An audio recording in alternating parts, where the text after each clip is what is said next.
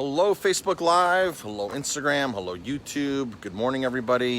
It is Tuesday morning and I am sitting out in the garden, doing a little bit of workout here.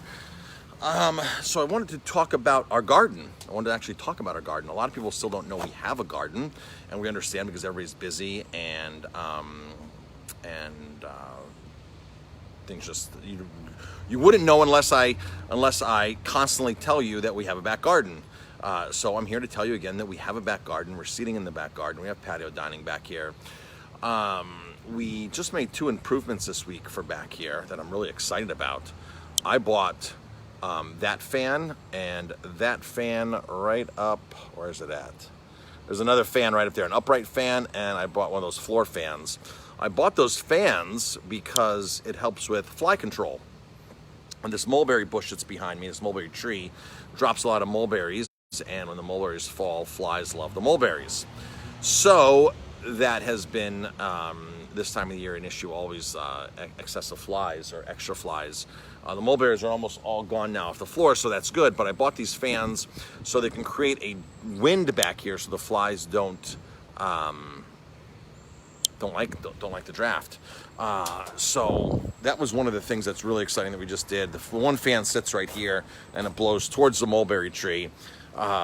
So that's the view of the back garden right there, the back patio.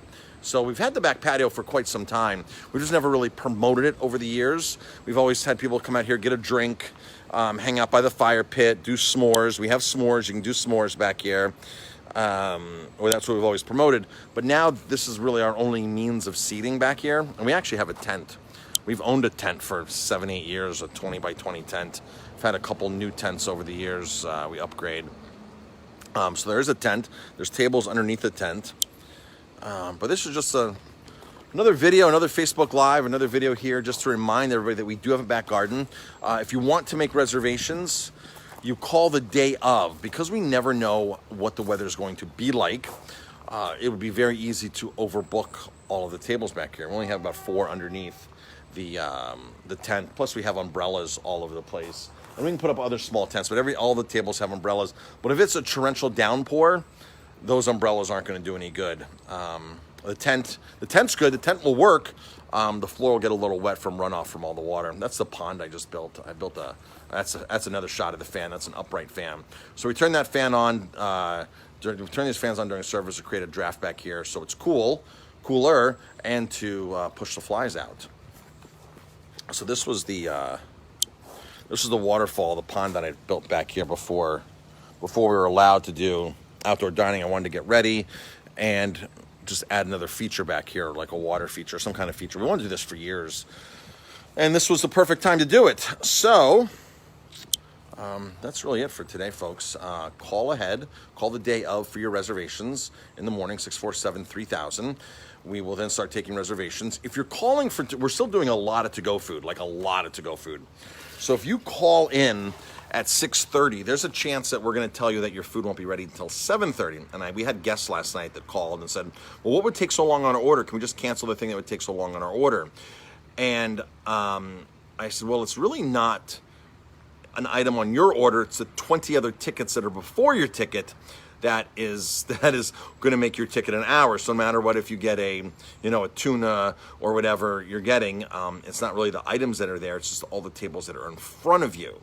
So we typically don't move tables around in order unless it's something super simple to get out that won't disrupt the flow. So if you're calling for takeout food, call early.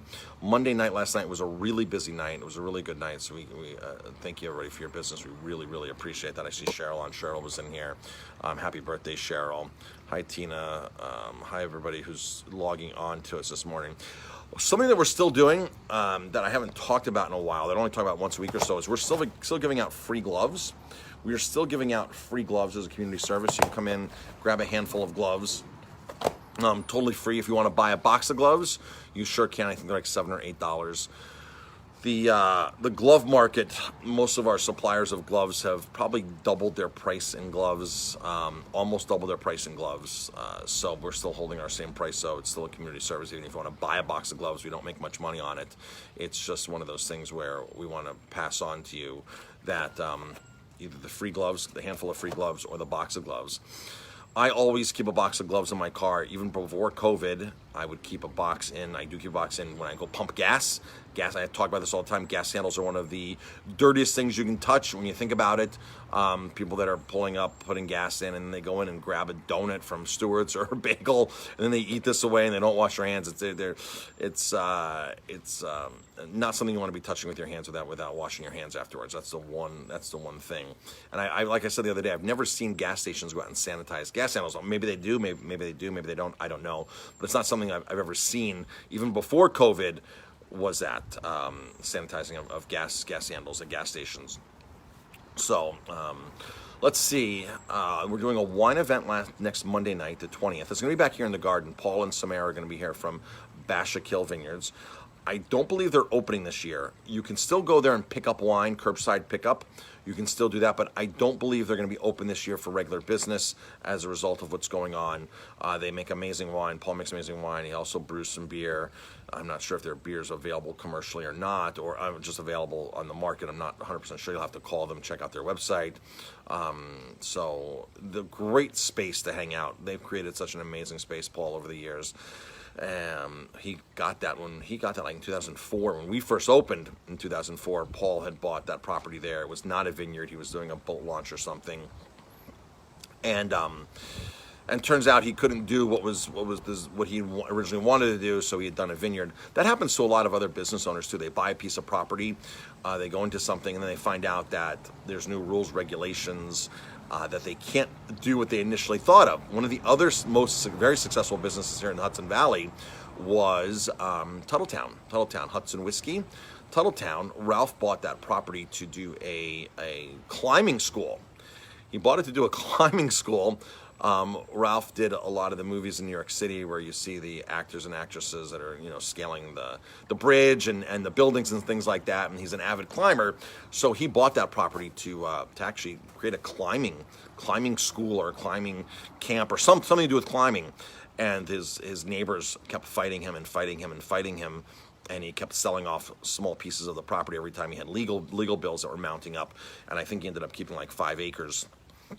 At the end, and then he was like, well, what can I do? And one of the local elected politicians said, well, we just passed this new law about for farm distilleries. And so Ralph was one of the very first farm distilleries in New York State.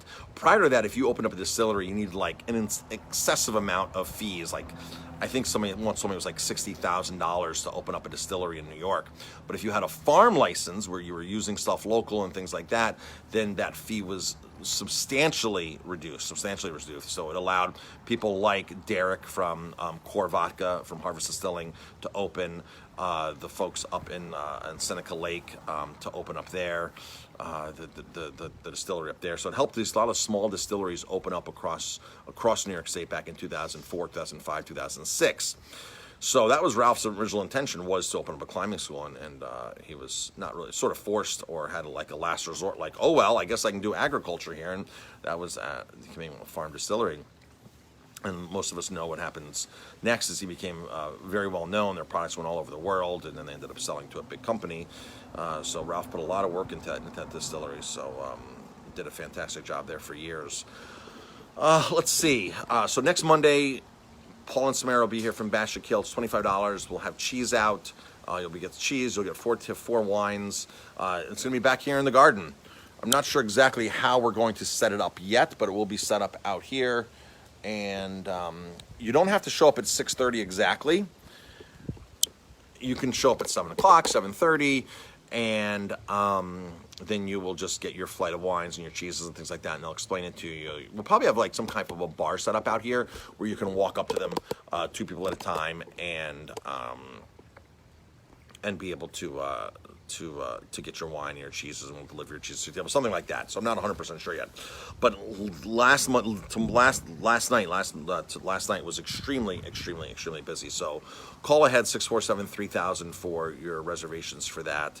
If you're making reservations for normal dining, call the day of 647-3000. And on the weekend we're still doing outside in the streets. A couple people said that the streets are losing a little momentum out there. We're not losing momentum at all out there. We're selling a ton of lobsters. We're selling a ton of oysters. It is amazing what is how much is happening, what's happening on our streets. So Friday, Saturdays, and Sundays, the Village of Elmville closes off the streets. The restaurants put tables out. There's supposed to be music out there. There's supposed to be a musician out there to entertain everybody, and they're waiving their liquor license. I'm sorry, not their liquor license. They're waiving their open container policy, the Village. So you can walk up and down the street from block to block with a beer, with a cocktail, and not be penalized with it during the Ellenville streets.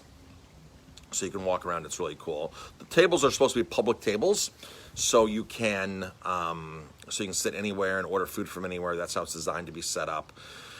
So this week, I know I did a Facebook Live a few weeks ago on a video and an email on live lobsters, fresh lobsters, whole lobsters versus lobster tails.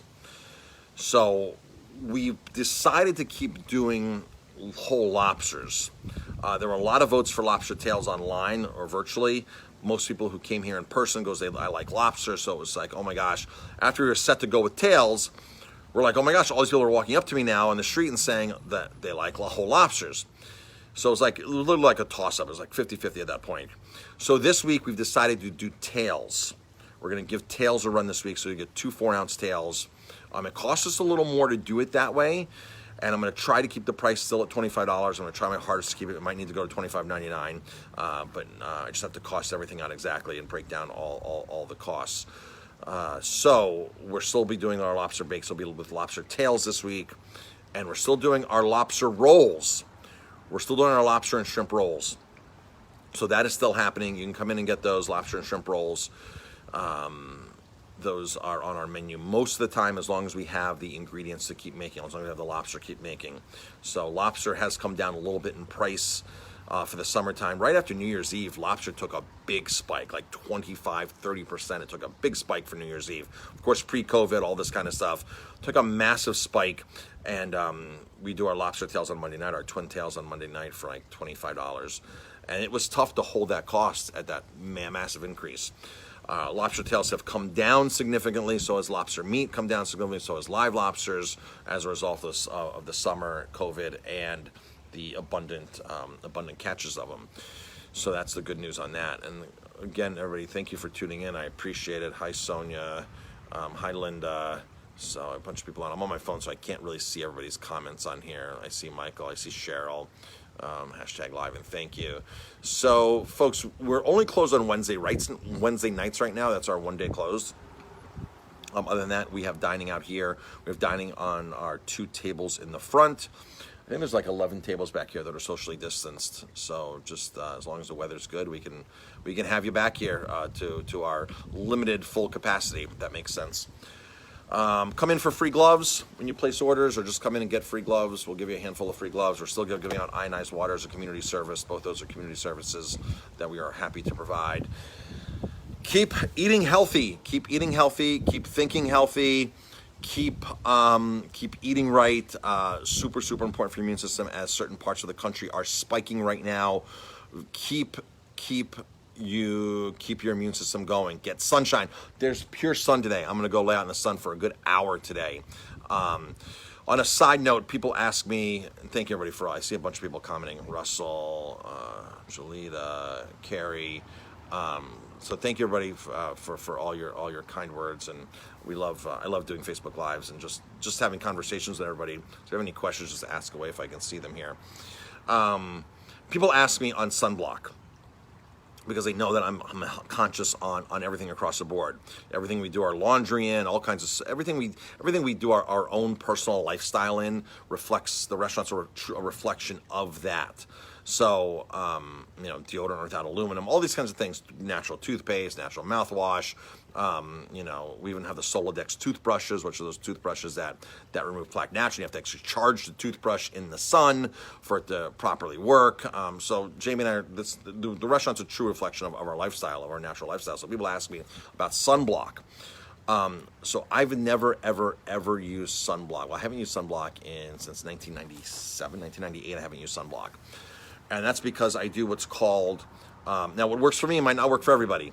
So when people ask me, I like to ask them. I like to tell them. So what I do is when I first start out this season getting into the sun, I stagger it so I don't get a burn. So you do like 10 minutes and 15 minutes, and you build up your resistance to it. Vitamin D and sun is extremely important for your immune system. A lot of these sunblocks have chemicals in them that are not good for you. They're carcinogens. They're not good for you. You look at the ingredients on them, you're like, why would I put that on my skin? My skin absorbs things into my body. So I don't use sunblock. If I were to use a sunblock, I would actually use coconut oil. Coconut oil has a natural SPF of, I think, like 15 or something. So coconut oil would work. I use coconut oil every day in my hair. Jamie uses it as a lotion. I use it as a lotion. We use a lot of coconut oil topically. But I do that plan where you actually go out 15 minutes and 20 minutes and 30 minutes. I can lay out a full hour and a half in the sun right now and not get burnt because my body has adjusted to it. Also, from what I've read in the past, is the more essential omega fatty acids you have in your system, the more good quality fat, the omega-3 is the heart of it, the more better fats you have in your system, you won't burn as much, or you'll be able to absorb and the sun properly. So that was something I've read over and over again here. Over the years, I've read it over and over again over the years. Is having the good high quality fats in your diet to help you with sun exposure and properly be able to assimilate the sun and turn it into vitamin D and stay healthy. But the sun is extremely, extremely healthy. So get out there, and as certain parts of the country are spiking, still do common sense things. Get fresh air, get a lot of fresh air, get the sunshine, get the water. We're still giving away ionized water, high alkaline water. What coconut oil do you use? So if you're buying coconut oil in the stores, I would buy Nutiva. That's the easiest brand to buy. It's a reputable brand, Nutiva. It's readily available in health food stores. There are a ton of different coconut oils to buy. Here's what you want to look for, though. We don't use Nutiva because we use one that comes for it's food service packed, and it's very, very high quality, meets all our standards. But what you want to buy is extra virgin and organic. And if it's extra virgin and organic, it'll be expeller pressed, all right? There'll be no hexane gas in it. So you want to buy unrefined, expeller pressed coconut oil, organic, raw, technically raw coconut oil. That's what you want to buy. Same thing you want to cook with is the same oil. It's not cheap. It'll cost you, I know Nutiva does a thing on Tuesdays where they have these great blowouts for deals. And I think sometimes you can get them literally for like $70 a gallon. Shipped in when Nutiva does their big deals. So a gallon of coconut oil will last you a long, long time. So it's not like you're like, oh my gosh, $70. It'll last you a while. It's well worth it. So that is a great, great, great question. And you can cook with that. Put it on your hair, put it on your skin. People say, Marcus, how does your hair get so curly? And your hair health, it's coconut oil. Coconut oil is my hair is naturally curly, but that's what I've been using in my hair for 17, 18, 19 years I've been using coconut oil in my hair. So that's the deal with that. All right, folks, I have to get on a 10 o'clock phone call. I have no idea what time it is. Just heard my daughter pull up. Her and I have a conference call to get on. So I'll do that. And everybody have a fantastic, amazing day. And we'll hopefully see you soon. And grocery store still open. The full list is published, all that kind of stuff. And we'll see you soon. Thanks for tuning in, everybody. Stop in, get the gloves. Get the free water, get the free gloves. They're here as a community service. Please take advantage of them. Pass that message on to anybody else as well. And we'll talk to you later.